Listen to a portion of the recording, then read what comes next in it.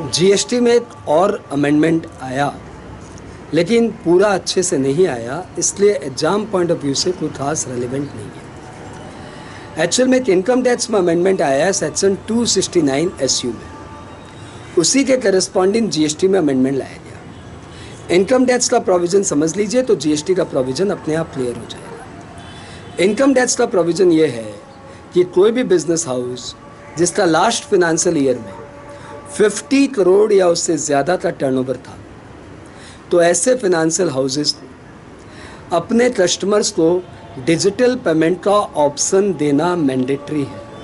यानी उनके प्रीमाइसेस में कस्टमर्स को आप डिजिटल पेमेंट करने का एक ऑप्शन देंगे, ऐसा लॉ ने मैंडेट किया है। सेम प्रोविज़न जीएसटी लॉ में लाया गया, परंतु जीएसटी लॉ में इन्होंने इसे इंसर्ट तो कर दिया, परंतु जो 50 करोड़ वाले टर्नओवर की लिमिट थी उससे इन्होंने अभी बंद रखा है। जीएसटी लॉ में प्रोविज़न ये आया कि कोई भी सप्लायर जिसका टर्नओवर प्रिस्क्राइब्ड अमाउंट से ज़्यादा हो, उन्हें अपने रेसिपिएंट को डिजिटल पेमेंट का ऑप्शन देना मैंडेटरी है। अब ये प्रिस्क्राइब्ड अमाउंट क्या है, तो उन्होंने बोला येट टू बी नोटिफाइड, यानी यहाँ पे ये amount yet to be notified, यानी आज की डेट में ये प्रोविज़न एप्लीकेबल नहीं है। जब तक गवर्नमेंट वो yet to be notified amount को नोटिफाई नहीं कर देती, तब तक ये प्रोविजंस आके भी नहीं आया। सो बस ठीक है, डिजिटल पेमेंट का ऑप्शंस यहाँ पे होना चाहिए,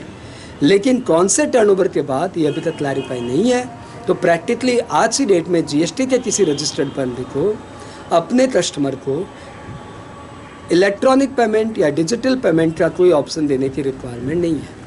लेकिन यदि आपका टर्नओवर 50 करोड़ से ज़्यादा है तो इनकम टैक्स के सेक्शन 269 एस के कारण आपको अपने कस्टमर को, रेसिपिएंट को डिजिटल पेमेंट का ऑप्शन देना पड़ेगा। वी आर होपफुल कि ये इसे इनकम टैक्स से सिंक्रोनाइज ही करेंगे और अमाउंट 50 करोड़ पे ही नोटिफाई होना चाहिए। Any how this provision currently not applicable. Thank you.